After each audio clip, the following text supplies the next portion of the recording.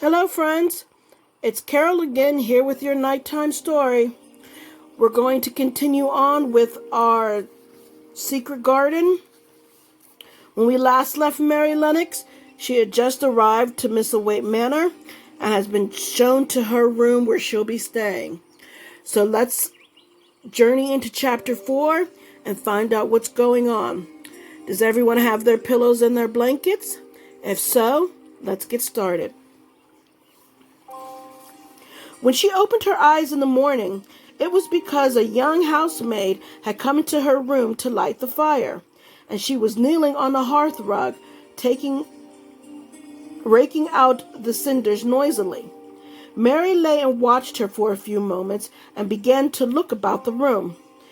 She had never seen a room at all like it, and thought it curious and gloomy.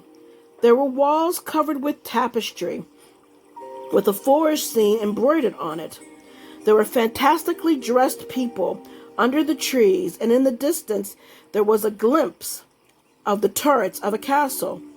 There were hunters and horses and dogs and ladies. Mary felt as if she were in the forest with them. Out of a deep window she could see a great climbing stretch of land, which seemed to have no trees on it, and to look rather like endless, purple, dull sea.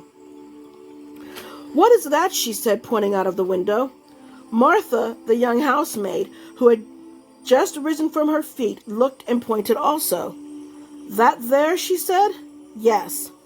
"That's the moor," with a good-natured grin. "Does that like it?" "No," answered Mary. "I hate it." "That's because thou's not used to it," Martha said, going back to her hearth. "Thou think it's too big and bare now, but thou will like it." "Do you?" inquired Mary. "Aye, that I do," answered Martha, cheerfully polishing away at the grate. "I just love it. It's none bare. It's covered with growing things and smells sweet. It's fair lovely in spring and summer when the gorse and broom and heather's in flower. It smells of honey, and there's such a lot of fresh air, and the sky looks so high, and the bees and skylark make such a noise, humming and singing. I wouldn't live away from the moor for anything." Mary listened to her with a grave, puzzled expression. The native servants she had been used to in India were not at least like this. They were obsequious and servile, and did not presume to talk to their masters as if they were their equals. They made salams and called them protector of the poor, and names of that sort. Indian servants were commanded to do things, not asked. It was not the custom to say please and thank you, and Mary had always slapped her ayah in the face when she was angry. She wondered a little what this little girl would do if one slapped her in the face. She was a round, rosy, good-natured looking creature, but she had a sturdy way which made Mistress Mary wonder if she might not even slap her back, if the person who slapped her was only a little girl. "You are a strange servant," she said from her pillows rather haughtily. Martha sat up on her heels with her blackening brush in her hand and laughed, without seeming at the least out of temper. I know that," she said. "If there was a grand missus at Misselthwaite, I should have never been one of the under-housemaids. I might have been let to be a scullery maid, but I'd never been let upstairs. I'm too common, and I talk too much Yorkshire. But this is a funny house for all it's so grand. It seems like there's neither master nor mistress, except Mr. Pitcher and Mrs. Medlock. Mr. Craven, he won't be troubled about anything when he's here, and he's nearly always away. Mrs. Medlock gave me the place out of kindness. She told me she could have never done it if Misselthwaite had been like other big houses." "Are you going to be my servant?" Mary asked, still in her imperious little Indian way. Martha began to rub her grate again. "I'm Mrs. Medlock's servant," she said stoutly, "and she's Mr. Craven's. But I'm to do the housemaid's work up here and wait on you a bit. But you won't need much waiting on." "Who's going to dress me?" demanded Mary. Martha sat up on her heels again and stared. She spoke in broad Yorkshire in her amazement. "Canna thy dress thysen?" she said. "What do you mean? I don't understand your language," said Mary. I forgot, said Martha. Mrs. Medlock told me I'd have to be careful, or you wouldn't know what I was saying. I mean, can't you put on your own clothes? No, answered Mary quite indignantly. I never did in my life. My eye addressed me, of course. Well, said Martha, evidently not in the least aware that she was being impudent. It's time they should learn. They cannot begin younger. It'll do thee good to wait on Nyson a bit. My mother always said she couldn't see why grand people's children didn't turn out fair fools, with what nurses and being washed and dressed and took out for walks as if they were puppies. It is different in India, said Mistress Mary disdainfully. She could scarcely stand this. But Martha was not at all crushed. I can see it's different, she answered almost sympathetically. I dare say it's because there is such a lot of blacks there instead of respectable white people. When I heard you was coming from India, I thought you was a black too. Mary sat up in bed furious. What? She said. What? You thought I was a native? You daughter of a pig? Martha stared and looked hot. Who are you calling names? She said. You needn't be so vexed. That's not the way for a young lady to talk. I've nothing against blacks. When you read about them in tracts, they're always very religious. You always read it as a black's a man and brother. I've never seen a black, and I was very pleased to think I was going to see one close.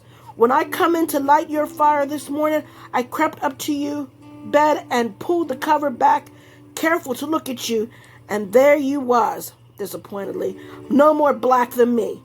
For all you're so yeller. Mary did not even try to control her rage and humiliation.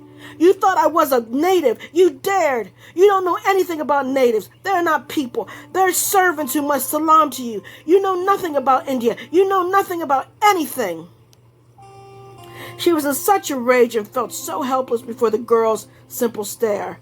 And somehow she suddenly felt so horribly lonely and far away from everything she understood and which understood her, that she threw herself face downward on the pillows and burst into passionate sobbing. She sobbed so unrestrainedly that good-natured Yorkshire Martha was a little frightened and quite sorry for her. She went to the bed and bent over her. You mustn't cry like that there, she begged. You mustn't for sure. I didn't know you'd be so vexed. I don't know anything about anything, just like you said. I beg your pardon, miss. Do stop crying. There was something comforting and really friendly in her queer Yorkshire speech and sturdy way which had good effect on Mary. She gradually ceased crying and became quiet. Martha looked relieved. It's time for thee to get up now, she said. Mrs. Medlock said I was to carry the breakfast and tea and dinner into the room next to this. It's been made into a nursery for thee. I'll help thee on with thy clothes if that'll get out of bed. If the buttons are in the back and thou cannot button them up, thou will. When Mary at last decided to get up, the clothes Martha took from the wardrobe were not the ones she had worn when she arrived the night before with Mrs. Medlock. Those are not mine, she said. Mine are black. She looked the thick white wool coat and dress over and added with cool approval, Those are nicer than mine. These are the ones thou must put on, Martha answered. Mr. Craven ordered Mrs. Medlock to get them in London. He said, I won't have a child dressed in black wandering about like a lost soul, he said. It'd make the place sadder than it is. Put color on her. Mother said she knew what he meant. Mother always knows what a body means. She doesn't hold with black herself. I hate black things, said Mary. The dressing process was one which taught them both something. Martha had buttoned up her little sisters and brothers, but she had never seen a child who stood still and waited for another person to do things for her as if she'd neither hands nor feet of her own. Why doesn't thou put on thy own shoes? She said, when Mary quietly held out her foot. My ayah did it, answered Mary, staring. It was the custom. She said that very often. It was the custom. The native servants who were always saying it. If one told them to do a thing their ancestors had not done for 1,000 years, they gazed at one mildly and said, "It is not the custom," and one knew that was the end of the matter. It had not been the custom that Mistress Mary should do anything but stand and allow herself to be dressed like a doll, but before she was ready for breakfast, she began to suspect that her life at Misselthwaite Manor would end by teaching her a number of things quite new to her. Things such as putting on her own shoes and stockings and picking up things she let fall. If Martha had been a well-trained, fine young lady's maid, she would have been more subservient and respectful, and would have known that it was her business to brush hair and button boots and pick up things and lay them away. She was, however, only an untrained Yorkshire rustic who had been brought up in a moorland cottage with a swarm of little brothers and sisters who had never dreamed of doing anything but waiting on themselves and on younger ones who were either babies in arms or just learning to totter about and tumble over things. If Mary Lennox had been a child who was ready to be amused, she would perhaps have laughed at Martha's readiness to talk, but Mary only listened to her coldly and wondered at her freedom of manner. At first she was not at all interested, but gradually, as the girl rattled on in her good-tempered, homely way, Mary began to notice what she was saying. You should see 'em all," she said. "There's 12 of us, and my father only gets 16 shillin' a week.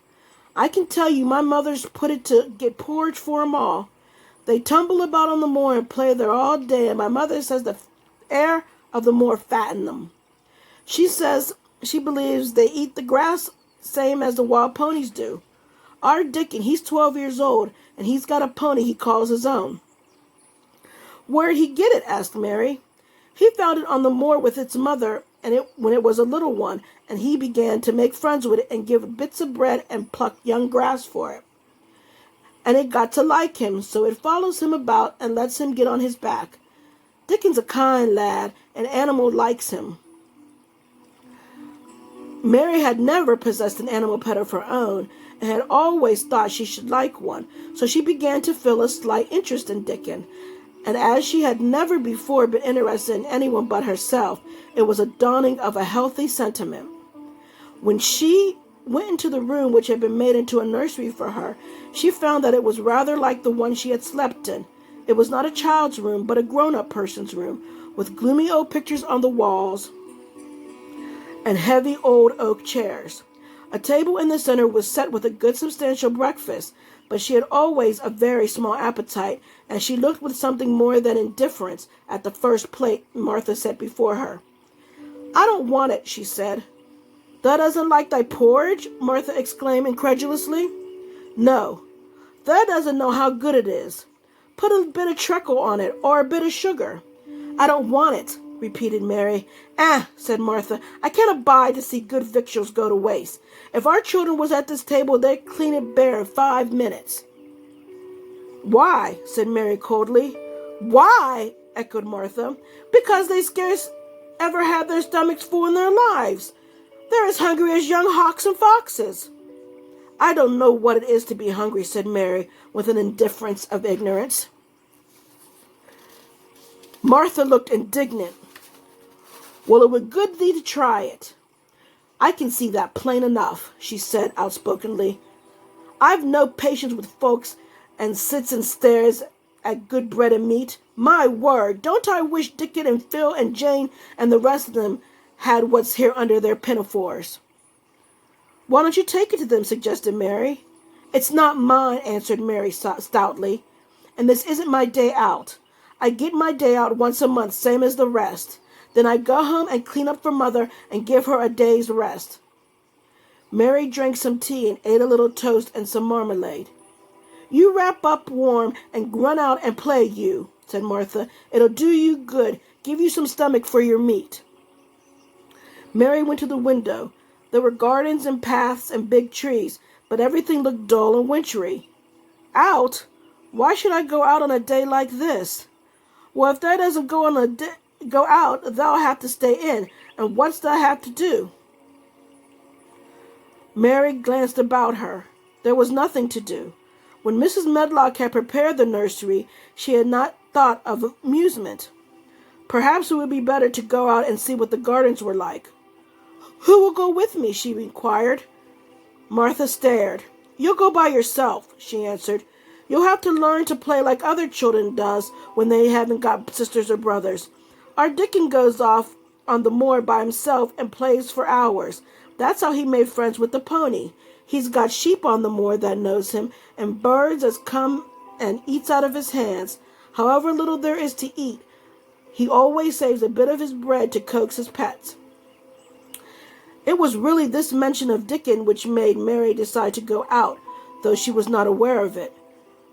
There would be birds outside. There would not be ponies or sheep. They would be different from the birds in India, and it might amuse her to look at them. Martha found her coat and hat for her and a pair of stout little boots, and she showed her the way downstairs.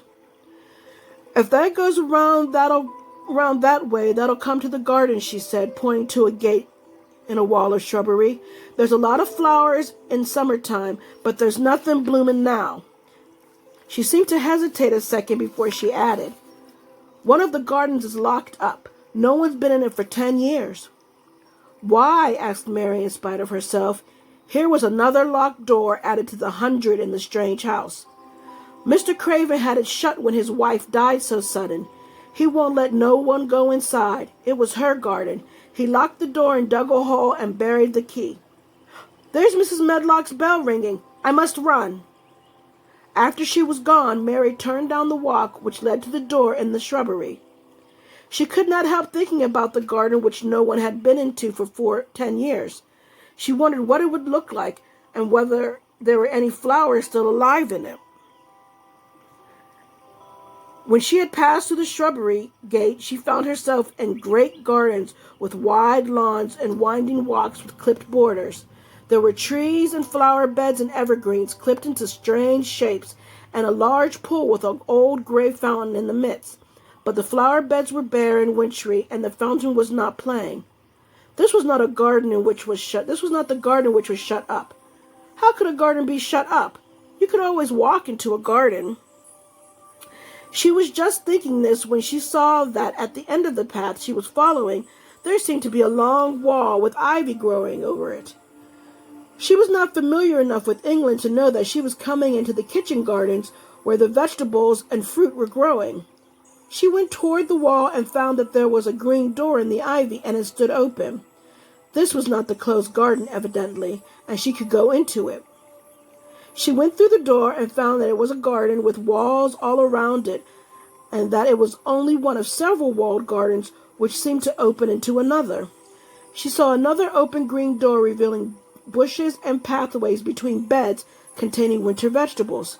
Fruit trees were trained flat against the wall, and over some of the beds there were glass frames. The place was bare and ugly enough, Mary thought, as she stood and stared about her. It might be nicer in the summer when things were green, but there was nothing pretty about it now. Presently, an old man with a spade over his shoulder walked through the door leading from the second garden. He looked startled when he saw Mary, and then touched his cap. He had a surly old face and did not seem pleased to see her.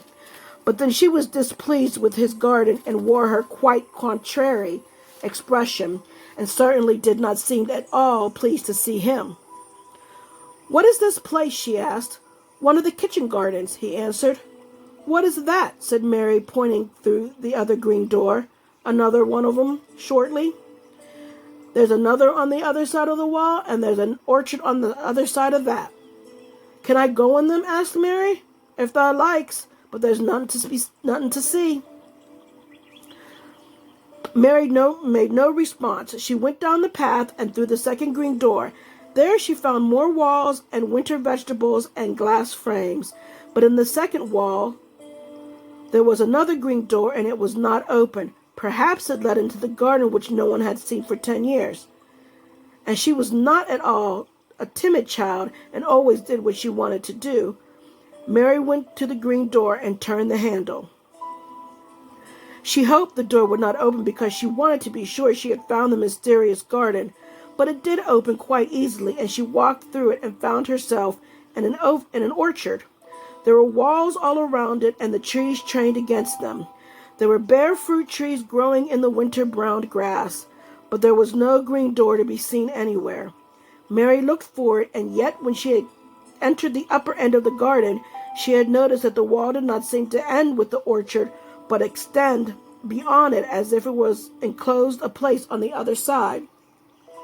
She could see the tops of trees above the wall, and when she stood still, she saw a bird with a bright red breast sitting on the topmost branch of one of them.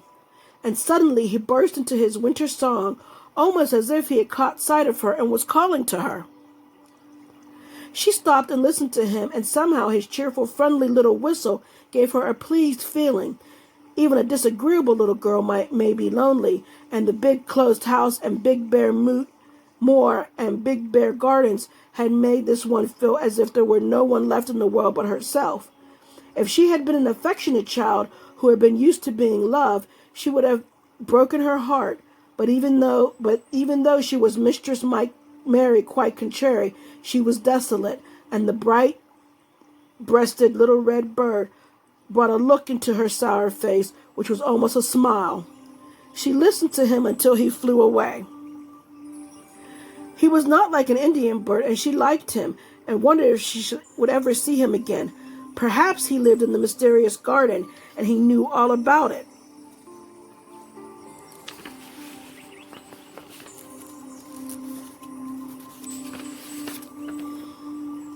Perhaps it was because she had nothing whatsoever to do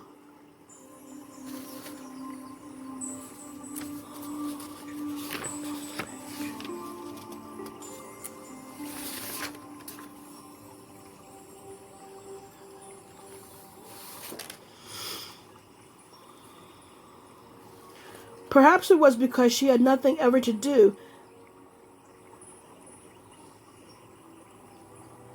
that she thought of so much of the deserted garden. She was curious about it and wanted to see what it was like. Why had Mr. Archibald Craven buried the key? If he had not liked his wife so much, why did he hate her garden?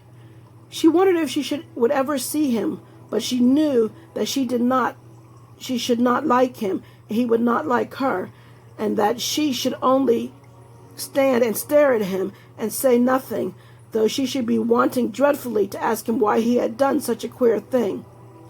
People never like me, and I never like people, she thought, and I never can talk as the Crawford children could.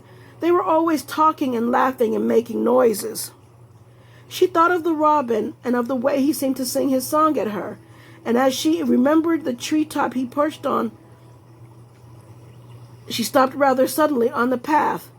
I believe that tree was in the secret garden. I feel sure it was, she said. There was a wall round the place, and there was no door. She walked back into the first kitchen garden she had entered and found the old man digging there. She went and stood beside him and watched him a few moments in her cold little way. He took no notice of her, and so at last she spoke to him. I have been into the other gardens, she said. There was nothing to prevent thee, he answered crustily. I went into the orchard. There was no dog at the door to bite thee, he answered. And there was no door there into the other garden, said Mary. What garden? He said in a rough voice, stopping his digging for a moment. The one on the other side of the wall, answered Mistress Mary. There were trees there. I saw the tops of them, and a bird with a red breast was sitting on one of them, and he sang. To her surprise, the surly old weather-beaten face actually changed its expression. A slow smile spread over it, and the gardener looked quite different. He made her think that it was curious how much nicer a person looked when he smiled. She had not thought of it before. He turned about to the orchard side of his garden and began to whistle, a low, soft whistle. She could not understand how such a surly man could make such a coaxing sound. Almost the next moment, a wonderful thing happened. She heard a soft little rushing flight through the air, and it was the bird with the red breast flying to them, and he actually alighted on the big clod of earth quite near the gardener's feet. What kind of bird is he? Mary asked. Doesn't they know? He's a robin redbreast, and they're the friendliest, curious birds alive. They're almost as friendly as dogs, if you know how to get on with them. Watch him pecking about there and looking round at us again. He knows we're talking about him." It was the queerest thing in the world to see the odd fellow. He looked at the plump little scarlet waistcoat bird as if he were both proud and fond of him. "He's a conceited one," he chuckled. "He likes to hear folk talk about him, and curious. Bless me, there never was his like for curiosity and meddling. He's always coming to see what I'm planting. He knows all the things Mr. Craven never troubles himself to find out. He's the head gardener, he is." The robin hopped about busily, pecking the soil, and now and then stopped and looked at them a little.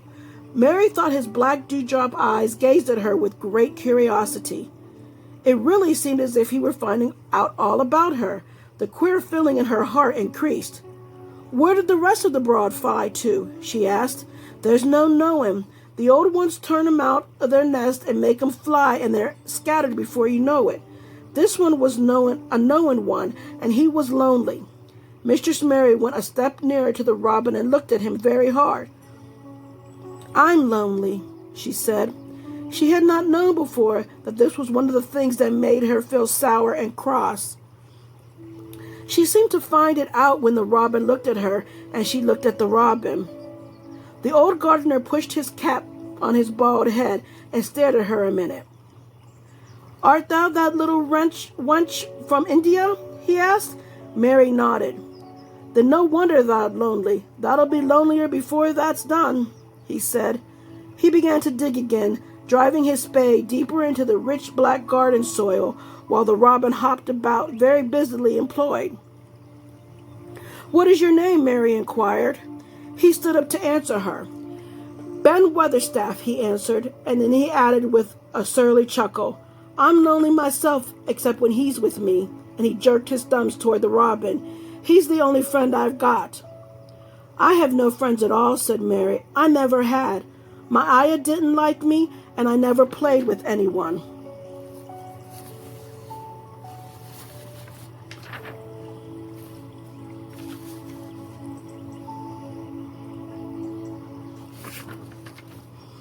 It's a Yorkshire habit to say what you think with blunt frankness, and old Ben Weatherstaff was a Yorkshire moorman. "Thou and me's a good bit alike," he said. "We was wove out of the same cloth. We're neither of us good looking, and we're both of us as sour as we look. We've got the same nasty tempers, both of us, I'll warrant." This was plain speaking, and Mary Lennox had never heard the truth about herself in her life. Native servants always salaamed and submitted to you, whatever you did. She had never thought much about her looks, but she wondered if she was as unattractive as Ben Weatherstaff, and she also wondered if she looked as sour as he had looked before the robin came. She actually began to wonder also if she was as nasty-tempered. She felt uncomfortable. Suddenly, a clear, rippling little sound broke out near her, and she turned around. She was standing a few feet from a young apple tree, and the robin had flown onto one of its branches and had burst out into scrap of a song. Ben Weatherstaff laughed outright. "What'd he do that for?" asked Mary. "He's trying to make up his mind. He's made up his mind to make friends with thee," replied Ben. "Dang me if he hasn't took a fancy to thee." "To me?" said Mary, and she moved toward the little tree softly and looked up. "Would you make friends with me?" she said to the robin, just as if he was speaking to a person. "Would you?" And she did not say it either in her hard little voice or her imperious Indian voice, but in a tone so soft and eager and coaxing that Ben Weatherstaff was as surprised as she had been when she heard him whistle. "Why," he cried out, "that said that as nice a human as that ever were a real child instead of a sharp old woman.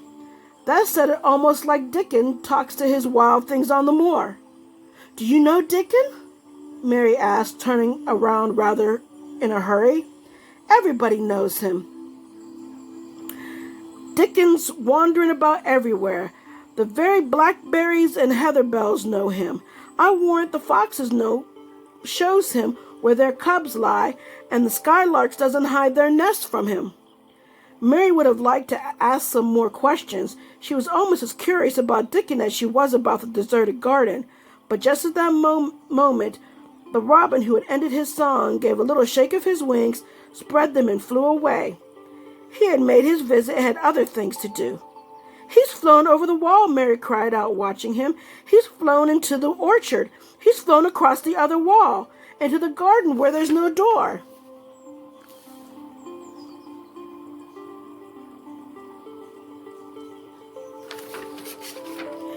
"He lives there," said old Ben. "He came out of the egg there.